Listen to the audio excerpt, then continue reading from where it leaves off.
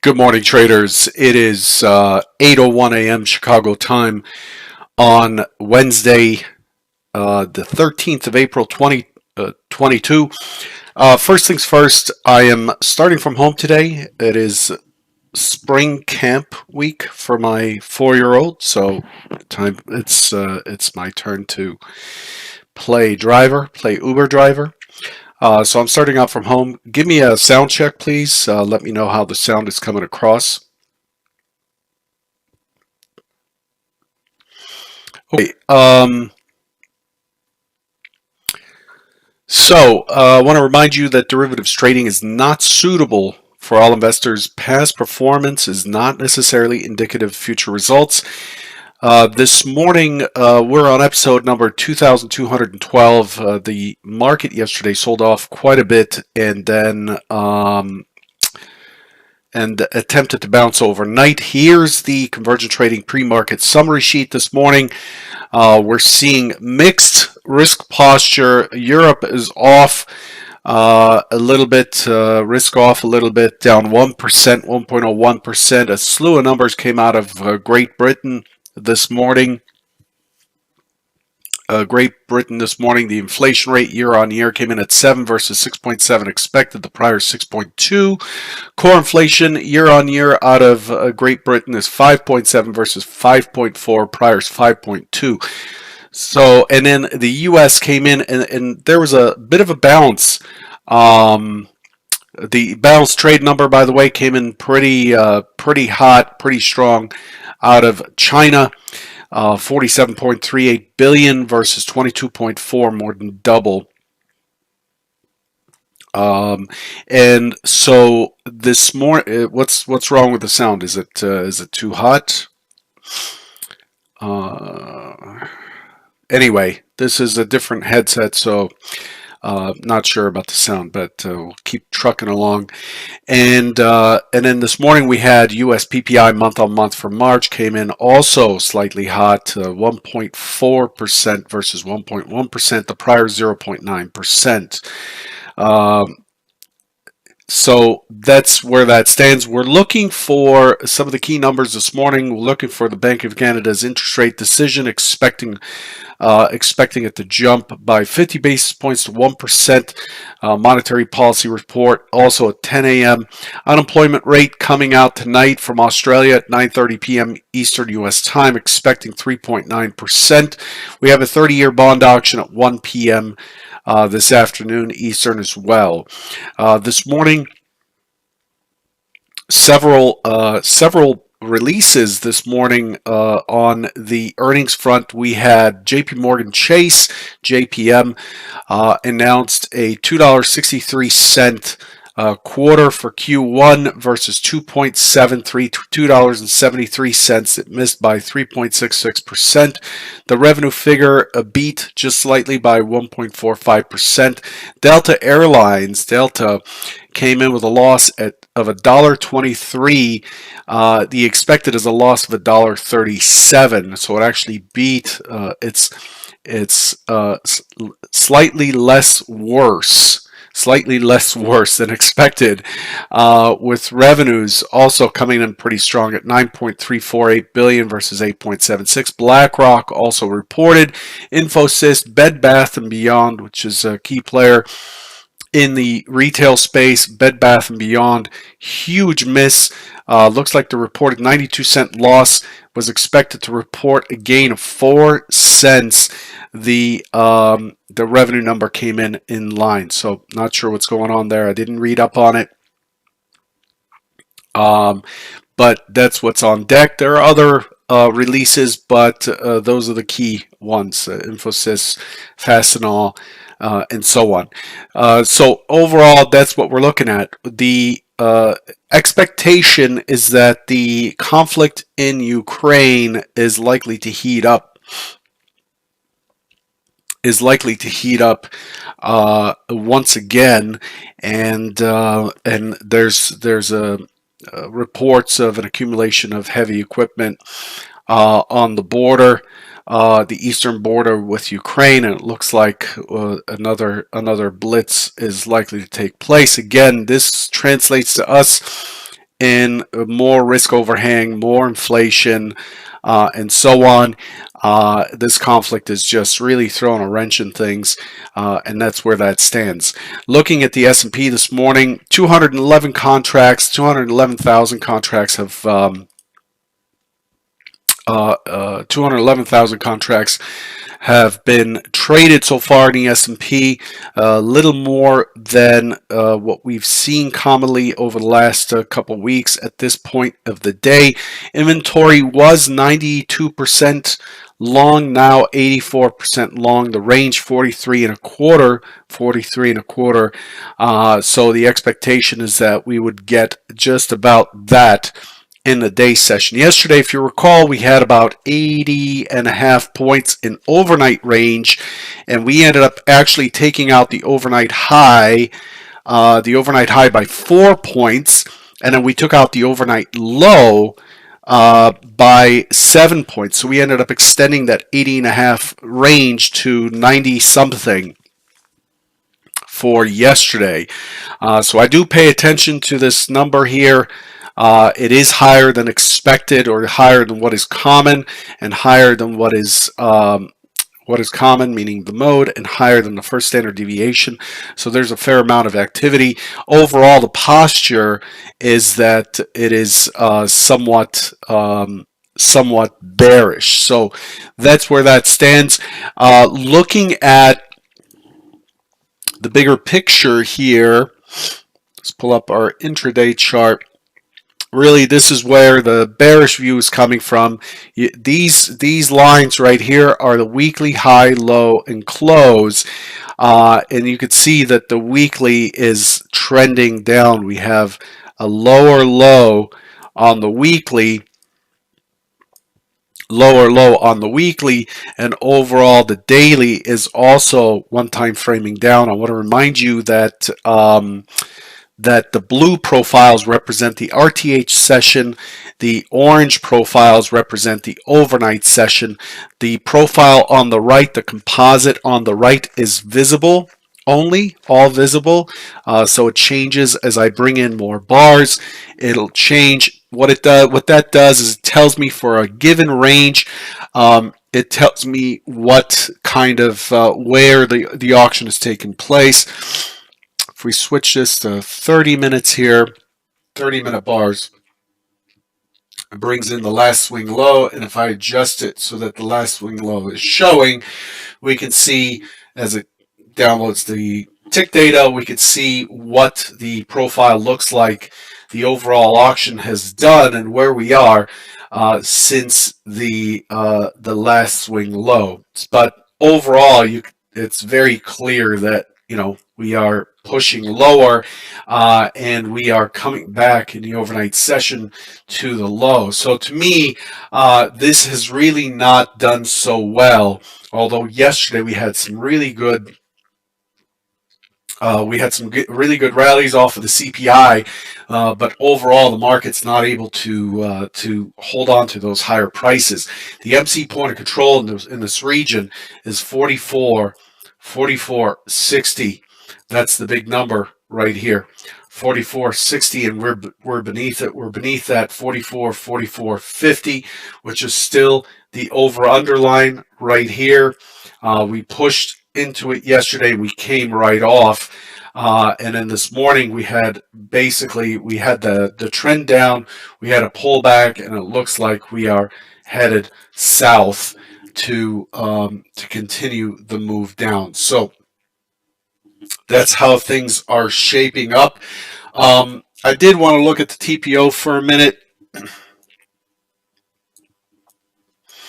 You could see where balance leads to imbalance and so on the TPO.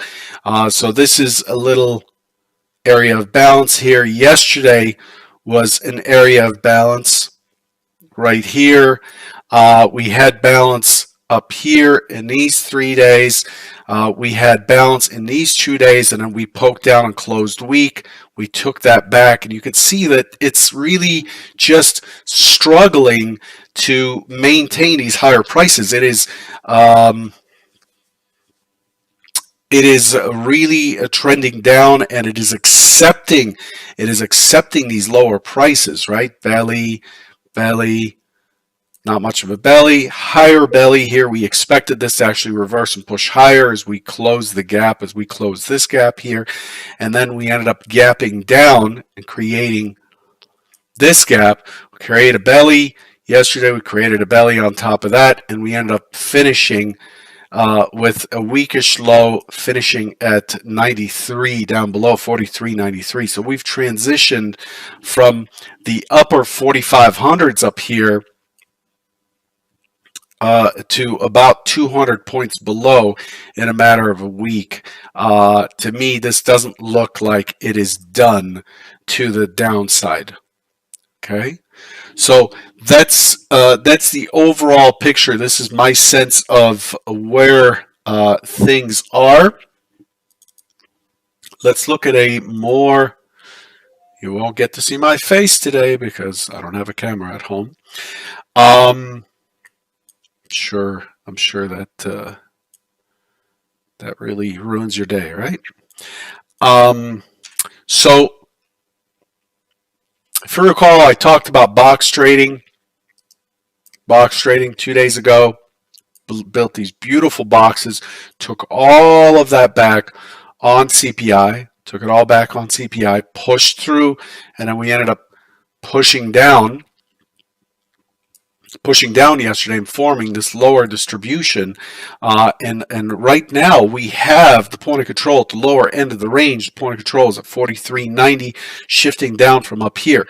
We do have a neckline or a low volume node right here at 44.03. So 44.03, if you recall, this is the low, 44.03. This is the low from 2 days ago. It is a low volume node yesterday, and it is a low volume node today. 03 will be the first thing I'm watching this morning. Watching very carefully this morning, and the goal here is to see, okay, do these guys become responsive into 44.03? Take it, use 44.03 as a base, and come back into the prior point of control at 50. So we had a point of control yesterday at 50. Heavy volume traded at 50. I don't know if you watched the heat map on this. And we saw the market just bumping its head against this 50, and it went from about 1,200 traded at 50 to about 16,000 traded at 50 before it broke through. Or actually, it was less. It was about 12,000, and it broke through. It splashed through, and then it fell right off of there. So we ended up with this odd looking, if you look at this point of control, it just doesn't look like natural consensus. It is a very, very large order that cleared at the mid-century figure. We have that the prior day. So if this thing becomes responsive, pushes into 44.03 and doesn't back off, and then uses the 44.03 as support, then this creates a long,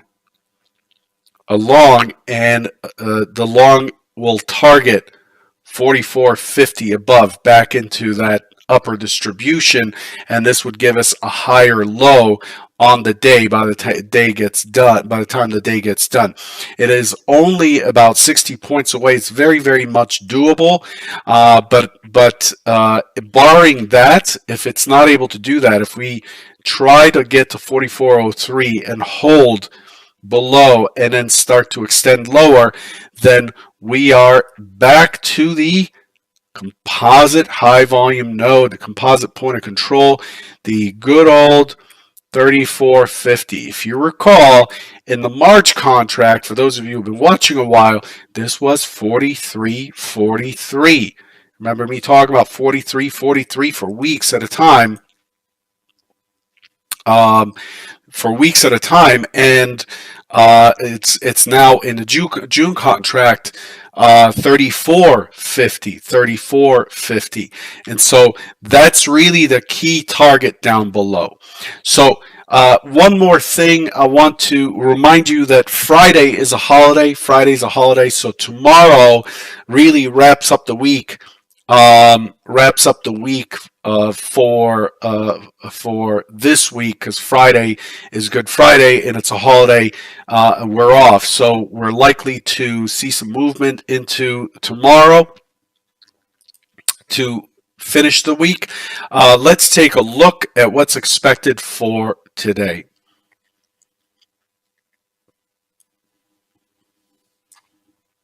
Just setting up the chart here.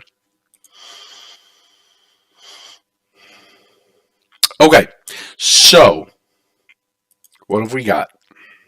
So that's my price map for the day. Magnet didn't really move. Magnet's at 44.03, 44.01. The expectation this morning is an open, respond immediately into, again, the 03, which I want you to remember, low volume node, and the low from 2 days ago, 44.03, expecting it to impulse down. Once it tests the 03, could test through the 03 and come right back off. And then the overnight stat gets triggered at the 84 even. And then we're going to test this weakish low from yesterday, get down into the single prints down at 64.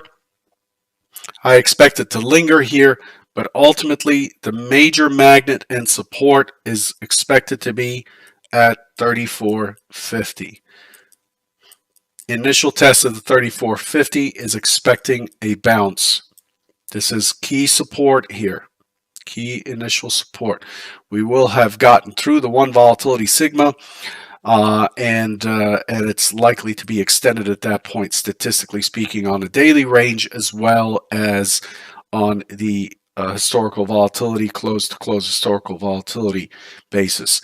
The secondary is a push immediately to take out the low, the overnight low, so we get our overnight stat done.